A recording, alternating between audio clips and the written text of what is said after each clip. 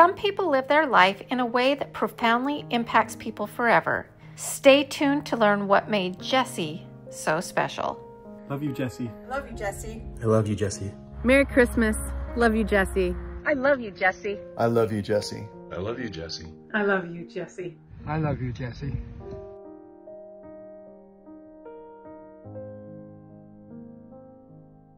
I'm wearing a giant poinsettia in my hair, and if you've been watching my channel for a while, that can only mean one thing, and that is Christmas gifts. I love filming this episode every year, but this time I have an extra special episode planned for you. So I've also got a very special gift planned for my husband. So let's get started. In this episode, I'm going to be sharing with you a story about my brother-in-law, Jesse. I am probably the wrong person to share this story. My husband was going to help me with that, but he was actually called up to do some hurricane cleanup. So he's doing a very, very worthy cause. He took our boys and is going and cleaning up after the damage of both Helene and Milton on the coast. There's just a lot of work to do. So he was going to help me with that story, but I will do the best that I can, and maybe I can grab him to share a little bit about him a little bit later when I surprise him with a very special gift that I am making him, and that's coming up. But our first DIY actually includes this little lady right here. This is a great gift. Anyone who is a big pet lover or somebody who's had a special pet. I actually had been seeing something like this, I think on Instagram. I love my little fur baby because they have been inundating me with pet pillows.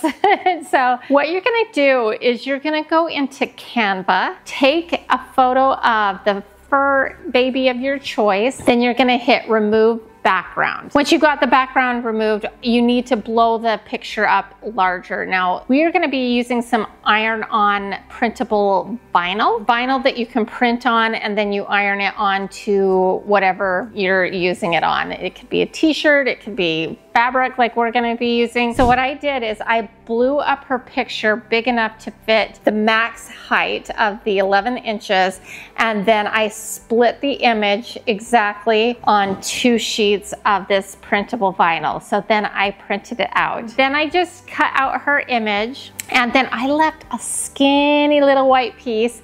And the reason I did that is I have found that if you can overlap it a little bit when you're seaming 2 pieces together, then that will help you kind of overlap it and get a nice good seal. Once we have it cut out, I lay it out on doubled up like a white sheet. I use white sheets all the time as fabric, and I thought this would work really, really great. And so I smoothed it out as best I can, but you'll see in a second here. What you're gonna wanna do is do like a 3-inch border around the image, and that will create like actually a total of 6 inches, but you'll see how that all works out. It'd be really good to have like a really tall upright one. This photo I had of Dolly was laying down, and you don't have to stick to just the 2 sheets. You could piecemeal 4 together and create an even larger pillow, but in my case I just did the 2. Once I had this cut out, it's time to iron it on. Now you're gonna see that I use my Cricut heat press. You don't need to use a heat press for this product. You just need a dry hot iron on the hottest setting. You'll be fine. Just know that you can use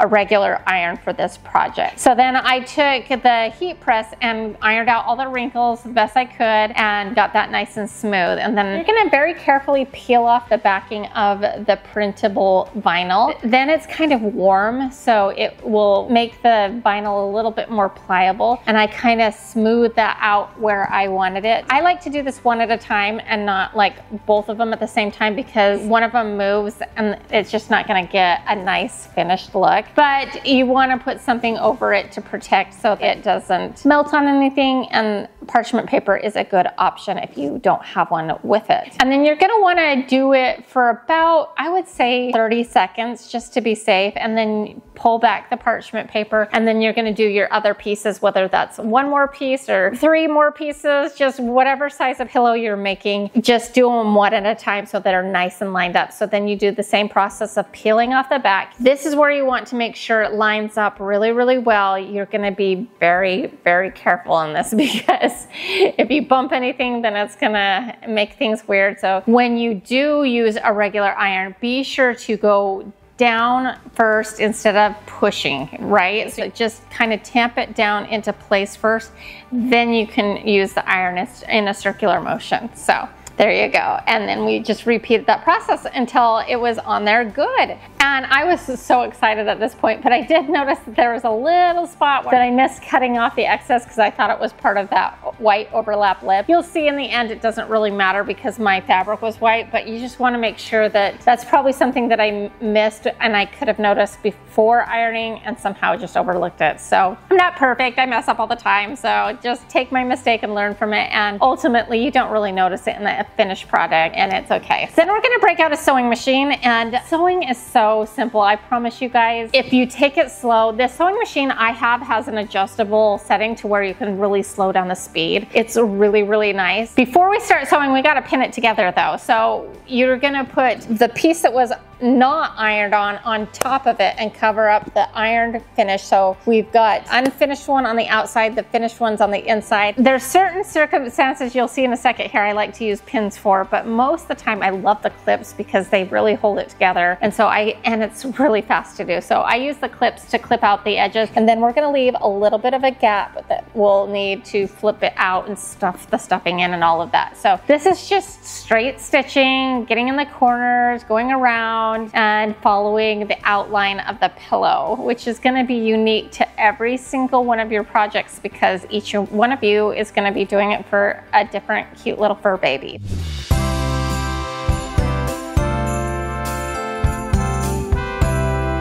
So once you have it stitched, this is going to have all kinds of different curves to it. So you're going to want to make some relief cuts. So if it's going to flip in on itself, you don't want a lot of puckering. And I did a really good job doing this, but there was still like a couple of areas when it's all said and done that puckered a little bit more than I wanted it to. You're going to, on like an outside curve, you're going to create V notches. On an inside curve, you're going to create just little snips. So kind of watch what I'm doing here. And honestly, if you did all V notches, that would work too. So when it's in a curved area in one direction or other, that it will lay flatter in the end. Then we're going to flip it out. And now it's time to stuff. And I thought I had actually some stuffing on hand in my craft supplies. I must have tossed it in the move because I could not find it for the life of me. But what I did have was a fairly new pillow. So I just cut that open and repurposed the batting from that into our pillow. And that just goes to show you, get creative with what you have. There's a pillow that you're kind of tired of. Maybe the pillow form is worn out, but the insides of it are still clean and good. You can just repurpose that. So that's what I did, is I stuffed our pillow really, really good.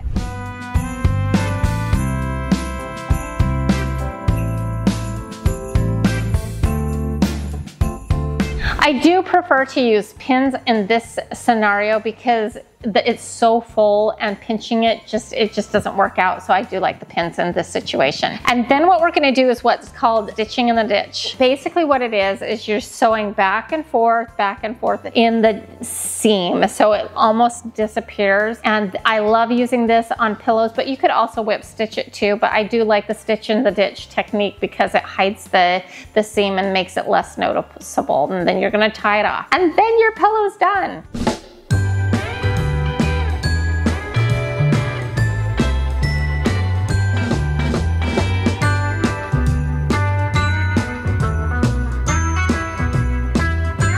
How cute is this? I have had to do a head fake a couple of times because I put it here on this chair and I will walk in a room and my heart will be like, oh my word, what's Dolly doing here? I thought I saw her in the other room. And it's just totally this pillow. How adorable is this? And so I'm going to be sending this to my daughter who's away at college and she adores her. So I thought that she would really appreciate this on her bed when she's like maybe had a bad date or something like that. She can snuggle Dolly and make it all better. I know this gift is not for everybody, but I thought this idea was super, super sweet, affordable, and really, really meaningful and special, and make some adorable pillows. So there you go. I hope you like that gift idea, but if you don't have a pet, don't worry. I've got a whole bunch more coming. preparation for this episode, I was really trying to contemplate who embodied the spirit of Christmas gift giving better than anybody I've ever met. And the first person that came to mind is my brother-in-law, Jesse. So Jesse was a very special guy. He was on the spectrum, but he was just so brilliant and kind-hearted and talented, just one of a kind. He was so loved by everybody, but he was definitely stay in the background, kind of quiet guy, but he loved Christmas and he loved gift giving. You could almost not say anything in front of him about maybe a gift that you wanted for fear it would probably show up. I know that there's many stories out there of where they're like, oh, I love apple pie, and the next day 2 apple pies would be waiting on the dinner table, and without a note, without a word, just there. I know that there would be items that were broken that would magically get fixed. I know once when we were staying with my in-laws, he would walk in and walk through and noticed, he wouldn't say a whole lot, but he noticed the boys watching Disney cartoons. And the next day there was a couple of new movies sitting next to the TV without a note, without anything, and we all knew it was from Jesse. He just had the most kind and loving heart and so generous. It was just really something to behold. He was just very, very quiet about it. But if you could ever get him talking, he was very, very brilliant, and he had so many wonderful ideas. On top of it, he was super duper talented, as you will see in a brief moment here. I'm gonna pause his story right there, and I'll tell you one more thing real quick first. There was always like a gift exchange that we do, like a Christmas Eve family party, and all the adults would draw names, and everybody would hope that Jesse would pull their name, because you never knew what you were gonna get, but it was always the perfect gift. And he loved Christmas Eve. He loved Christmas, and he loved gift giving, but for the joy of giving the gift and not for any sort of accolade or pat on the back. It was purely filled him with joy to see somebody receive a gift, really spoke to them and made their day better. And he was just so generous and so kind. Okay, we're gonna put a pin in that, but hopefully that leads up into this next part. Hey honey, we are moving to our third place. We've been cutting trees down and hauling them off. Are you boys tired yet? Yeah, this is hard work. But the first lady that we went to, she was very, very grateful for the help. She had probably, what are you guys thinking? About an acre of land and trees everywhere that were totally crashed. So it's hot. We're sweaty. We're covered in sawdust. We miss you. We know that you're home working as well.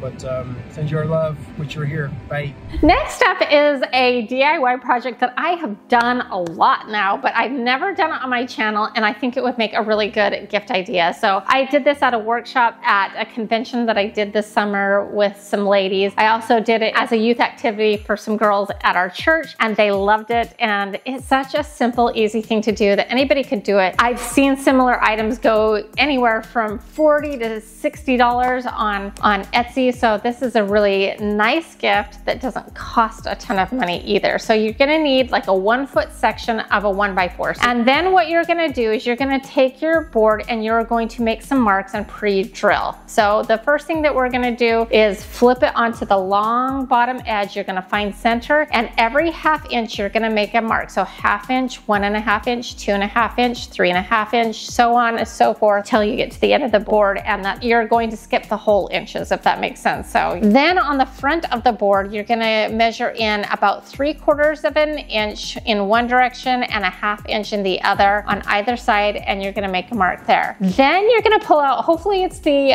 Athena drill by Aaliyah, which is my drill that I designed and have put out on the market. We're really trying to get this promoted so that we can bring more tools to you, but it is a high barrier to entry, but everybody who's been ordering the drills have loved them. They're super powerful, beautiful, and awesome. So maybe add that to your Christmas gift list as well. But just take a drill and pre-drill the holes. You don't want to go in too far, and you want to use a very small bit. The idea is just to kind of pre-drill to when you get to the part that you need. Once you have those drilled, then you're going to pick the edging treatment of your choice. And there is so many possibilities, and I've made it a bunch of different ways. I am using some gold rub and buff, and I am rub and buffing the edges, which is really awesome because the rub and buff is a really cool gold finish, which kind of makes it feel higher end, but rub and buff dries very, very quickly. So once you get that painted, then you're going to select a contact paper, a wallpaper of your choice, or you could simply paint the whole thing out, or you could stain the whole thing out. Again, so much flexibility for the person you're giving it to, so many options. So what I decided to do is take some of the leftover contact paper that I put on my craft tabletop, which has a marble effect, and I thought it would be really cool. I cut a piece of contact paper to go on the top of it. Now, you could do one of two things. What I'm gonna do in my case is I'm going to put on some D-ring hooks on the back on either side, how you're gonna hang it onto the wall, or the person you're giving it to is gonna hang it on the wall. And you want to kind of line those D-ring hooks with the top of the board. You don't want them exposed. You want them just lining up with the top of, and then you're gonna just screw those in to the back and try to make them as even as possible. Then we're gonna flip it out and we're gonna finish this really, really fast. Then you're gonna need some small little cup hooks, not the eye hooks, but cup hooks, and we're gonna put 12 of those in the bottom, and you just hand screw those in those pre-drilled holes. Makes it a lot easier. And you can face the hooks whatever way you want. I recommend having the cup hook be facing forward in the end. So you're gonna get those all nice and even, hopefully, and get those lined up. And I use the brass, but you could use like a regular nickel, is it stainless steel? I don't know, like the silver ones as well. But I use the brass, and you'll see why in just a second. So then, with those screwed in, we are almost done. So once you get your cup hooks in the bottom, then we're almost done. So then you're gonna take 2 eye hooks in those previously drilled holes on the front that you covered up with the whatever wallpaper or contact paper, and then you're gonna fill for them, and then you're gonna screw those eye hooks in. Then it's time for the finishing touch, which is, okay, so you have this, and then you just slide this little brass rod. You could use a wood dowel as well that you've painted gold, but this one is actually a brass rod, and there you have it. So then from here you can hang little bracelets or like dangly earrings and a hook on, and then down here you can hang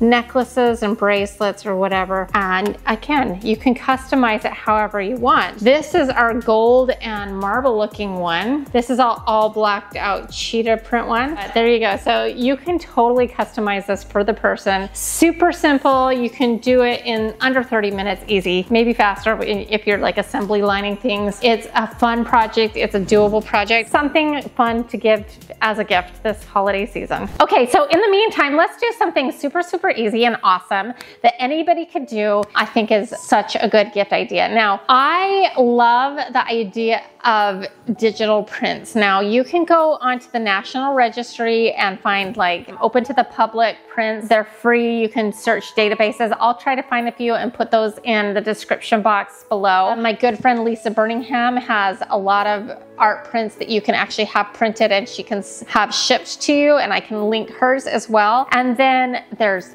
Etsy, where you can find a whole bunch of stuff. So digital prints are super readily available, and you can find almost anything for anyone. We're going with a more of a traditional theme here. I've just thrown up a couple of things here. This is not decorated. This is just kind of to get the mood going for Christmas without totally decorating for Christmas yet. So I have always admired this Santa admiring Jesus in the manger photo, because I love Santa Claus. I love how fun that is, and it's just so special and magical for kids. But the way we celebrate Christmas in our house is about the birth of Christ. And so I've always really loved, and my husband's always really loved, Santa kneeling towards the baby Jesus. And so I found this special print on Etsy. It was very affordable. I want to say it was on sale when I got it for like $3.50 to get the rights to use this digital print. So I love to have my art printed out when I'm not ordering it from like Lisa's website and I'm like in the last minute mode, or if it's something that's different than what she has on her website, then I like to print it out at Walgreens. And they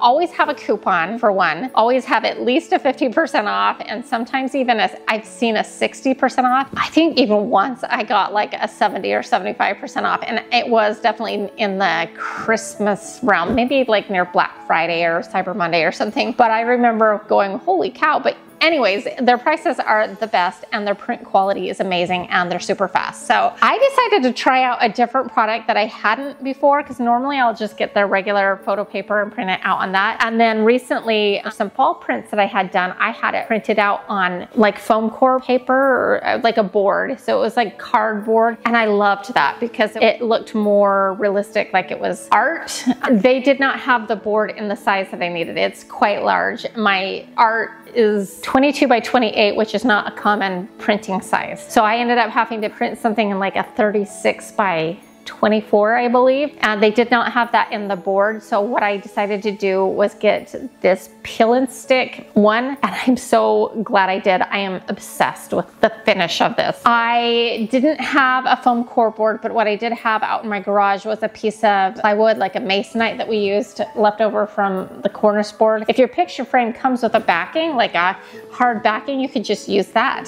So, or you could peel and stick it right onto the glass. There's just a lot of different options of where you can peel and stick this to, but the overall finish of it is stunning. It is a matte finish. It looks beautiful. Once you get your digital print, you can leave it as is, which I ended up doing with this one just because the finish was so beautiful and I loved the finish of it. So I didn't end up doing anything with this. But if you want it to look a little bit more like art and have like a little handmade touch to it, you can take some Mod Podge, particularly, you know, matte Mod Podge is really good, and take a brush and kind of just follow the brush strokes of the painting, and it will give a hand painted effect to it. And I've done that on a couple of pieces in my home, and it really is a cool finish. Now, again, I didn't do anything on that, so there's a lot of options on it. So find a custom art, whether it's holiday centric or something that matches their home or their style, and give a beautiful print. Maybe you can find a really cool old frame at a thrift store that's very affordable, or one that's on clearance, or maybe you've collected them. I have a collection of frames, and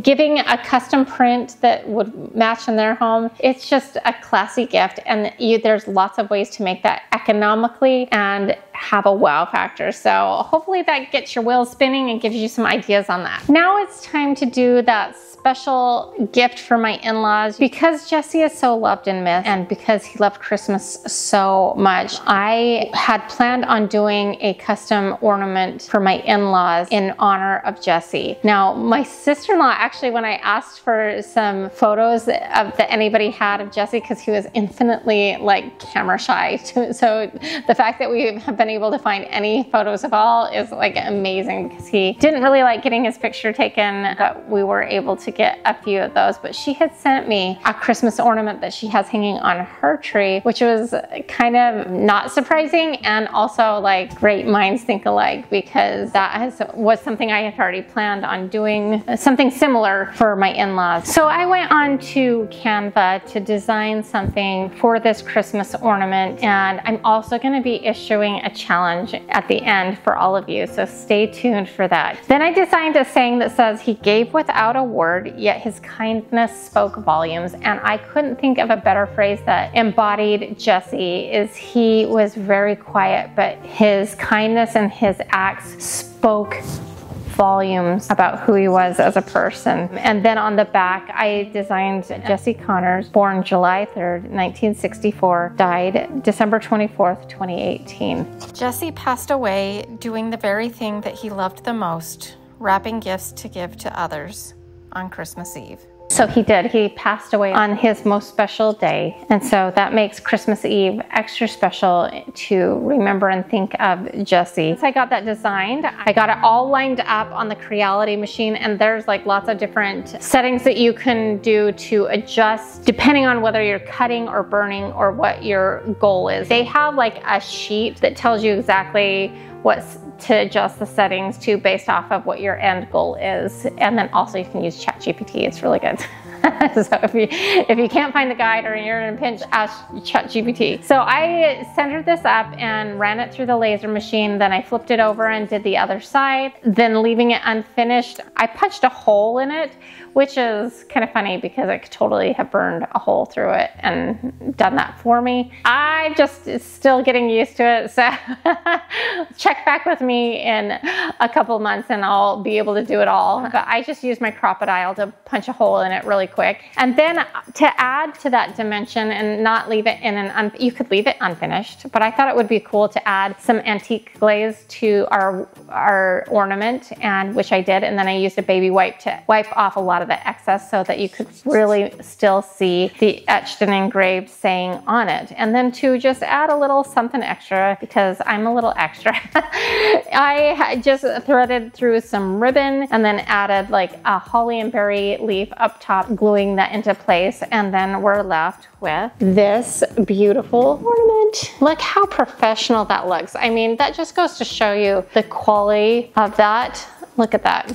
But I just thought this was a really good gift idea. If you don't have the machine, there are ways that you could do this with vinyl and get a similar look. You could also order stuff like this online and have somebody make it for you. But I love the idea of a memorial ornament as a Christmas gift idea. Ornaments are always fun to get and you can collect them over the years. And so there you go. There's another Christmas idea for you. Like I said, I'm gonna send this to my in-laws up in Maine, and hopefully every time they look at it, they can remember the kindness and wonder of their amazing son. He was such a special guy. So love to think about him every Christmas, probably forever. Which leads me to a challenge, but I'll share that challenge with you in just a bit. So stay tuned for that. Hey honey, we're at our last place right on the beach here. So this property is a beautiful property, but it was totally devastated. So what we're doing is we're getting a bunch of sand, tons of sand, tons and tons of sand from underneath. It's on what looks like 4 feet stilts, and the sand it's almost to the top of them. So it's an incredible effort. You can see these piles of sand around us. It's massive, massive piles. But anyways, we love you and we miss you. Wish you were here. We're working hard. These people are happy. So we're grateful we get an opportunity to help people that were devastated so much by this storm. Actually, both storms, both Helene and Milton. So anyways, we love you. Wish you were here. Bye. Also, I'm a huge fan of customizing things with initials or names. You've seen me do a bunch of different stuff on that in the past. So this next one is a super simple one. And that is just taking like a little canvas tote or canvas bag. And I found a whole bunch of blingy patches. So a special way to customize an item that is like, has so many uses. You could use it as a makeup bag. You could use it as a sewing kit bag. There's like so many uses for that. And when you customize it with somebody's initials, it means a lot to them. It feels expensive, it feels nice, and that's one way I did it.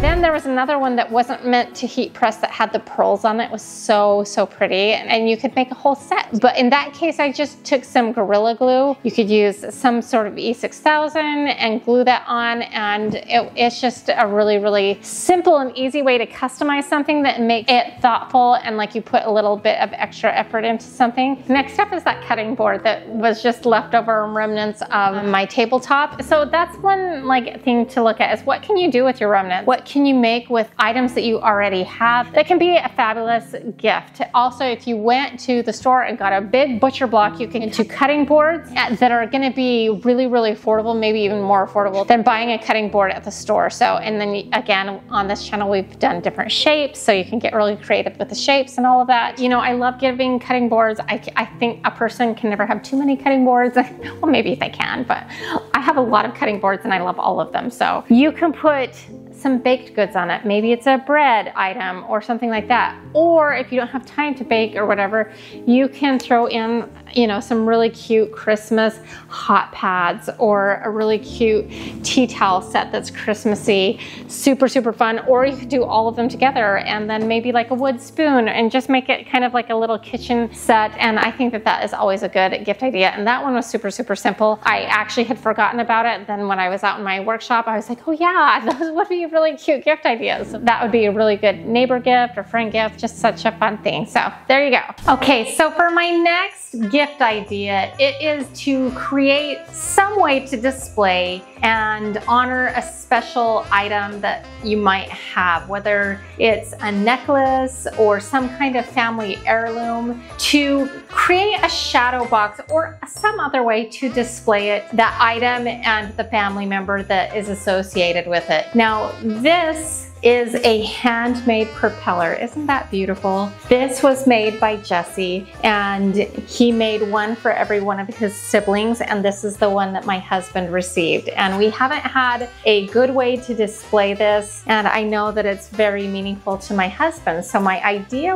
is to surprise my husband with a way to display this on the wall or on a shelf or something that's more than just sitting it there. And my husband and I have talked about this piece before, finishing it, putting like a polyurethane on it. We can always do that, but my humble opinion is to leave it exactly the way Jesse had it, other than finding a way to properly display it. But the craftsmanship on this is so astounding to me. Look at that carpentry work to get that to look like a real propeller. I mean, it's just really, really special. I think we leave it as is and we create a wonderful shadow box to display it. So that's what we're gonna do right now. And I am gonna just use all the scraps that I have in my garage.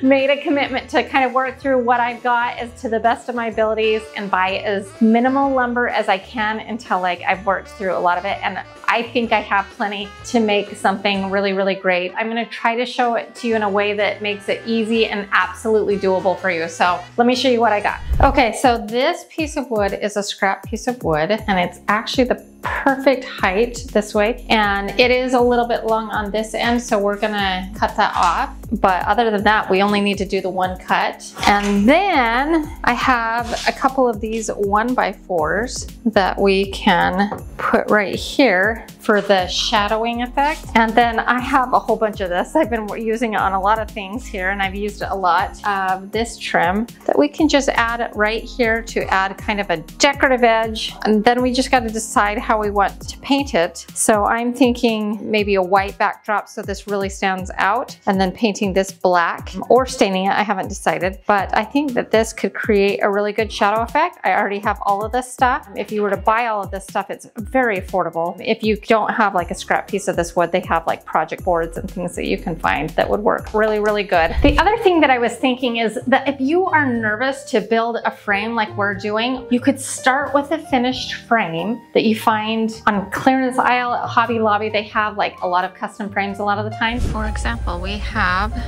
an actual shadow box, so all you would need to do is put a piece of wood on the back of this one and maybe paint it how you want, and it's on clearance for, it looks like $12.99. But you could convert any of these into shadow boxes by building out a box. This is almost shadowed already for like something smaller. You could even get a couple of these and stack them up.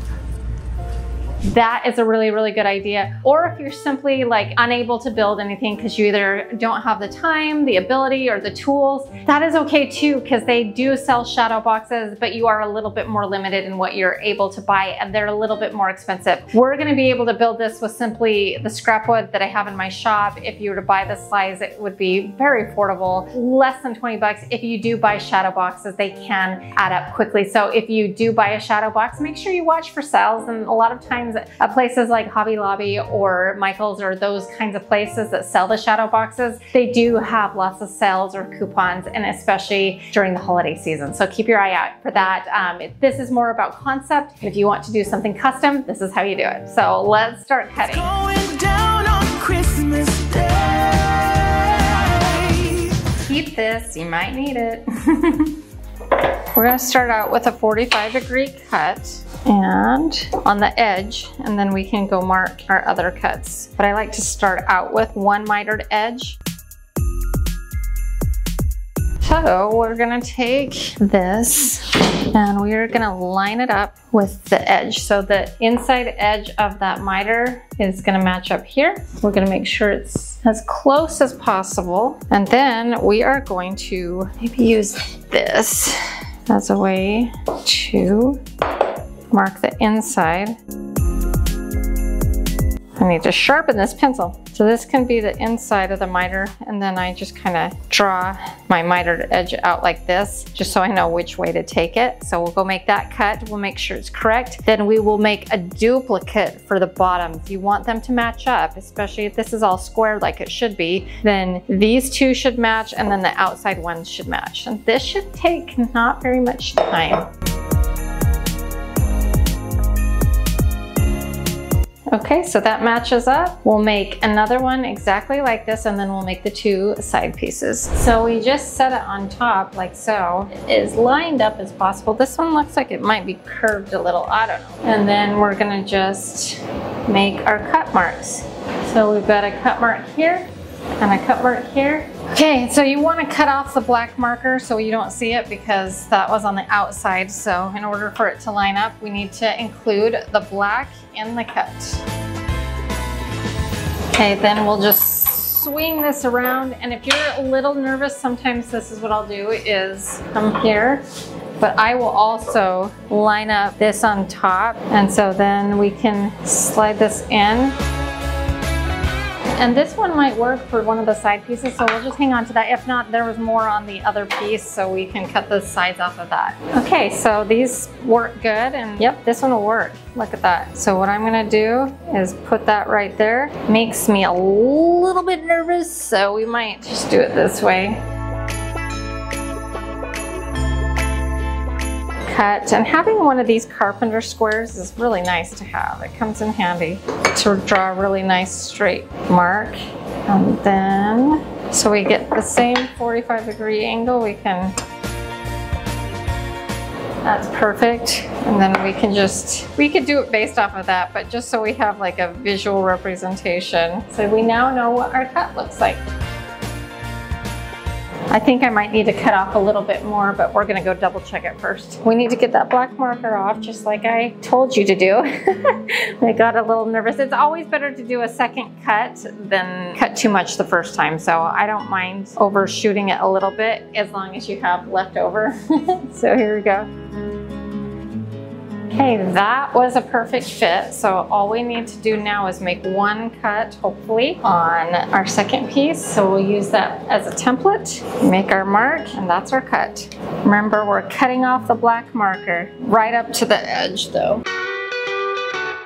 And now, before we do, I also want to go ahead and cut this out. Actually, you know what? Let's hold off on that. I'm trying to debate whether I want to paint this out first and then assemble it all and just do touch-up paint. When we're doing the touch-up paint, we can paint this. I just think it will be easier to paint without having to cut in on all of this. We can just roll it all, and it's gonna be much faster in the end, I believe so. But we've got a lot of sawdust, so I might wipe this all down. Okay, so this has been sitting in the repaint tray for like a week. It is lifted up a little bit over on this side, so hopefully it's still good. I think it might be. This is paint, like my trim color paint, totally still good. So we're gonna use this. I'm not even gonna prime, because I think if I just do a couple coats, it will be good. We might even be able to get away with one like nice thick coat.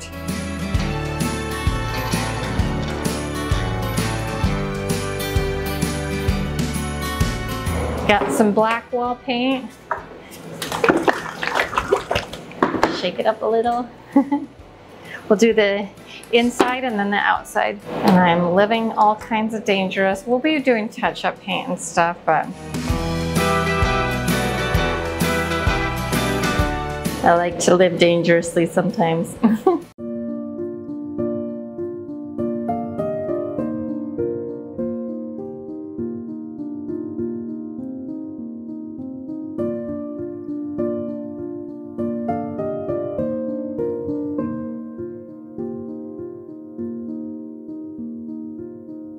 We'll let that dry, and then we'll flip them over and do the other side. So we're gonna now attach this before we frame everything up, and we need to mark center, probably in pencil. And then we are going to pre-drill a hole for a bolt that we are going to be attaching. Okay, we're going to take my beautiful Athena drill by Aaliyah. That would make a good Christmas gift, that's for sure. It's made for us ladies. It's beautiful and it's powerful. So we're going to put in a pretty good sized drill bit. Just need to not drill a hole in my bench. This is the bolt that I found. Perfect. Okay, but I found this one that fits just perfectly, and I loved that it was kind of a brass finish that's been worn down a little bit. I almost feel like this is a little bit too shiny. Then we can stick that in there. It looks really good, don't you think? And then we can put on another washer to kind of lift it off a little bit. That's not going to do anything because it fits inside the hole, but okay, well, whatever. So I think we're okay just putting that there. Now I gotta go see if I have any nuts that we can put on the back side here. Maybe if I find 2 nuts, I can put 1 nut. Anyways, we'll figure it out. I'll go see what I have. I did a little more sleuthing and I went into my husband's golf club vending station and I found this and I found a nut that's perfect size. I did ask him, he didn't know what it was for, but I'm like, can I have these? And he's like, sure. So here we go. He doesn't know that it's for his stuff. We've got that pretty kind of brassy one here. I'm gonna do this really large washer here. Ooh, maybe I should put it in layers on top. Ooh, do we like that better? What do we think? Should we lose it on the back and just use it on the front so that this silver matches that silver and it makes more sense? I'm gonna do that. Yeah, okay, decision made. Okay, so then we are going to thread it through our hole and then we will just put on the nut on the back side. It's gonna be perfect. Here we go. Just get it on there a little bit and then we'll make sure everything is lined up. Awesome. Okay, so this is stationary. I thought it would be cool, and maybe down the road I'll do it, to do kind of like a front end of an airplane or something that looked more airplane-ish and make this spin. But for now, this is a good way to display it while I come up with a plan and where to put that and all of that. For now, this will look really, really cool in either his golf simulator room or in his office area. I'm excited. Okay, before we paint the outside and put on the trim, I thought we could just go ahead and attach this. And we are gonna use wood glue because that's just always a good idea in sturdiness. That was not awesome. We're okay. Everything's fine. Brush off a little sawdust. Okay, so we are gonna put some wood glue and use some finish nails. Make sure I've got a good length here. This might be a little bit long. When you get them too long, it makes me nervous that they're gonna go all scattywampus or what it is. Whatever that word is. I don't know the length of these. They were just kind of loose, but they are going to be a good length because you want it to go through and then through a little bit more, and that'll be good.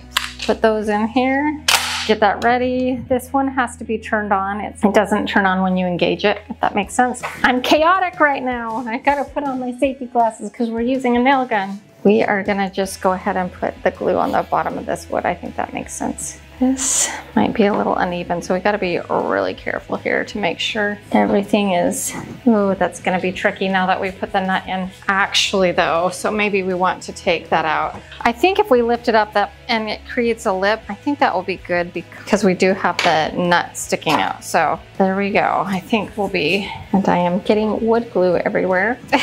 But we'll clean that up here in a second. Okay, get this all lined up. Now that we have it lifted, hopefully it will be good to go. You know, the battery might be running low, so this is why it's always good to have an extra battery in tow, because if you're in the middle of the project and your battery dies, it's like the worst. Now we can just continue and hope I aim good. Okay, so I'm not gonna do it all the way yet just because I wanna make sure everything gets lined up correctly. Let's do the side pieces. Balance it out by pushing the paint sticks all the way in. We'll do a little wood glue. I am feeling so clumsy right now. What's the matter? Maybe I'm nervous, I don't know. Hope my husband likes this. I've got like butterfingers. Let's not drop it. Get this all lined up. I like to do the top first and then I do the bottom. I just realized the door was unlocked. My husband could come in at any second, so I just locked it. Now these corners together. The corners are important. If they line up, that is the most important. I'm then we can figure out the other stuff. Okay, look how good that fits. So now we just need to make sure that everything lines up. So that's why I'm gonna look at the back here and get it all even, and then we'll finish nails all the way around. And then once the wood glue dries, looking like it's taken shape, it's a little unfinished still, but I just don't want to run a nail through on the inside. Like if we run a nail through like out on the back side, it's different than the front side.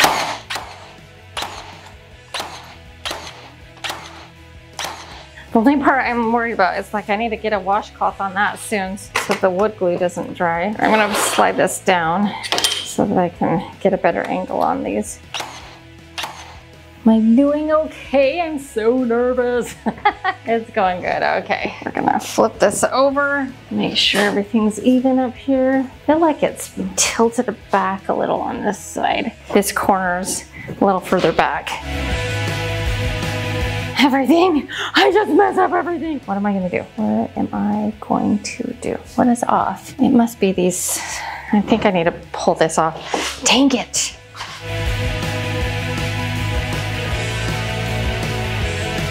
Now that I messed up on the one side, I'm feeling a little more nervous.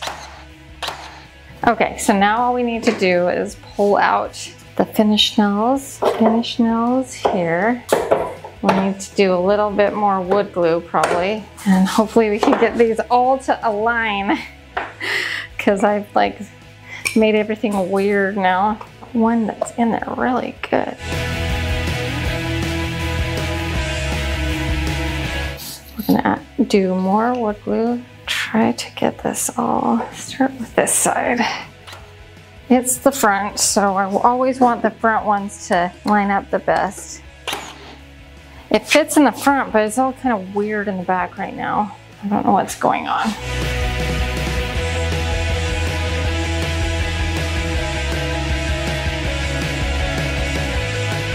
I don't know how I'm gonna get a nail gun anywhere in there, but we're gonna try. Or maybe we should just let it dry, I don't know. I might just need to let this okay there. Maybe if I move it over here. Okay, I think we did it. That was tricky, but we did it. Okay, so we're gonna use our miter shears, and all you do is I've set it on a 45-degree angle, and then you slide it in there, and we're gonna make our first cut just like we did on the other ones, on the edge, and you literally just cut it like scissors. And it depends on how hard the wood is. Some of this is like harder than others, but most of it is soft and most of it's pretty easy. And so then we can just set it on top, what we've already done, and then make our mark. Okay, so we gotta make sure everything is lined up. I really need a sharp bit.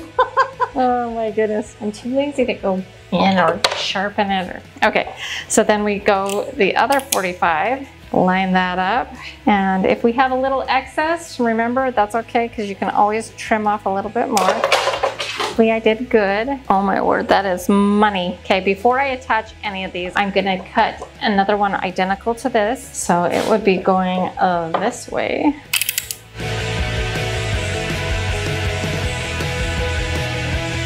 Okay, so these pieces are good, and now we just need to do the side pieces. We'll do a starter piece.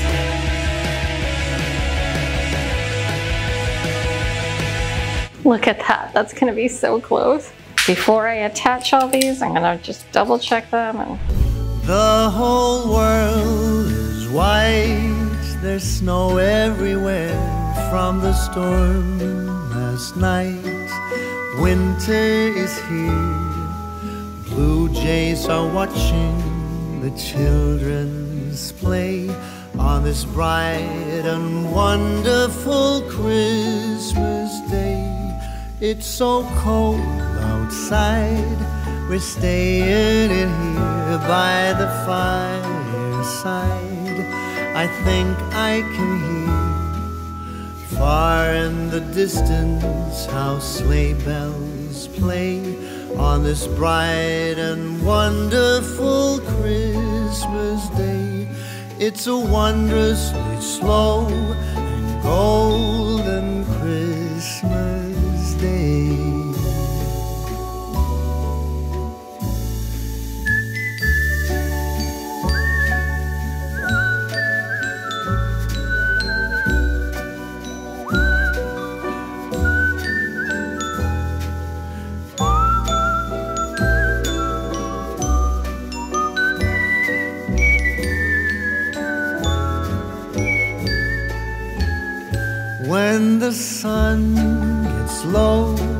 you're still by my side in the afterglow and warmth from the fire. I love every moment as hours go by, holding your... You can't come in here. What? Surprise, you can't come in here, bye. Okay, our little special gift for my husband is ready. And we're gonna go find a very Jesse place to put it, somewhere obvious but inconspicuous, like not like a statement, just have it sitting there just like he would have done. I am thinking right here on the dresser. It's like obvious, so it can't be missed. I think it's the perfect spot for it. Now it's time for the challenge that I've been kind of hinting at throughout the episode. Who Jesse was as a person just totally embodies what Christmas is all about and what Christmas gift giving is all about. It's not about getting credit for like all the genius ideas that you've had, you know? Like it's not about this. It's about the person. So my challenge is, and we're gonna title it hashtag Jesse's Challenge, to go out there, find somebody in your life, in your neighborhood who maybe needs a little bit of extra love, or someone who's just special to you, and come up with a gift you can quietly give. Maybe you leave it on their doorstep and secretly record them. I love doing that. We do that almost every year. We'll pick out a family who's maybe going through a hard time and maybe give what we can. You know, we've had tighter Christmases, and so maybe it's just as simple as baking some cookies or something like that. It doesn't matter what the gift is. It's really about giving a quiet gift to somebody who in your life, and then I would love to hear about it. Let's all lift each other up, because it's not about getting like accolades. It's about like spreading it and paying it forward. So that's why I want you to share, is to really motivate other people. You don't have to give names. You don't have to give what you did. You could speak generically and just said, I did Jesse's challenge and how it made you feel. So we can motivate a whole movement of people quietly giving the gift of love. It feels good to give, and it's good to receive, especially when it's very quiet and humble. So if you want to just keep it to yourself as well, that's fine too. My whole goal is just get a bunch of you out there loving on each other and spreading goodness this Christmas season. And I hope that makes sense. Okay, my husband's on his way home, so I better get that gift ready for him, because he's on his way. Okay, so I'm going to pretend like I'm watching something on my phone and secretly record him seeing it. Hopefully it works out and he doesn't like catch me. So this is a completely customizable gift. You can make it fit the item, no matter the size, no matter the item, and maybe it's something big, maybe it's something little. You can just make it. And like I said, maybe find a frame or something at the store that will work, and then build a box around it. It's pretty simple to do. And again, worst case scenario, buy something already made. It's still a very special gift. Just pretending I'm watching something. This is kind of fun. Hey. What are you doing? I'm just watching this video.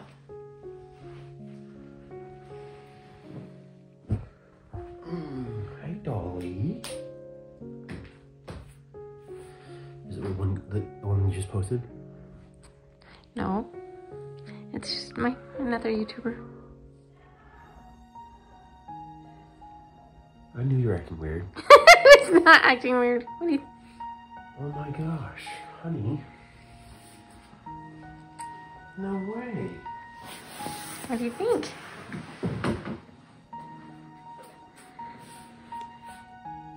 Oh, you're filming? Yeah, sorry. Oh my gosh. Your audience isn't going to know what this is about. Well. Honey, this is beautiful. Do you want to tell them what it is? Yeah. So I have 3 older brothers, Aaron, Jesse, and Chris. And my family was we were a yours, mine, and ours family. And half of us were very young when that happened. And one of my older brothers, Jesse, we don't know quite if it was Asperger's or something along that spectrum. But he was like the most brilliant dude ever. Like, I came home one day, like, in 5th grade, and he had, like, built a hovercraft. Wow. Yeah, so he was always tinkering, always doing stuff. But, like, this right here, so he passed away a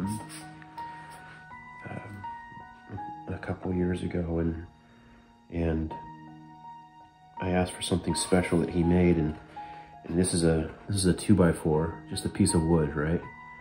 And he had, I don't even know how he did this, but he made a fan blade out of it. So it's perfectly curved, and it was pretty balanced too. But it's what he would just do stuff like that, just because he just felt like it, you know. He didn't have many friends, but he had the biggest heart you've ever known. It's true. Yeah, I mean, this is really special. Thank you so much for this. You're welcome. Really, I just wanted you to have a place to. I want to put this in my golf room. Okay, good. It's wonderful, honey. Love you, honey. Love you. A big thank you to my family who submitted pictures and videos and participated in putting this special episode together to honor Jesse and his memory and his unbelievable heart and legacy. And I hope that you can help me help his legacy live on by taking part in #Jesseschallenge and going out there and quietly giving thoughtful gifts to those who maybe need a little boost, who are not expecting it. And you can share about those if you want to help motivate and lift this effort, or you can just do a simple #Jesseschallenge if you have participated in the challenge. But either way, it's a good thing to participate in, and I'm grateful for all of you. And if you enjoyed this episode, here's some more Christmas gift ideas for you. And to all of my DIY goddesses out there, you are more powerful than you know. We'll see you next time. Bye.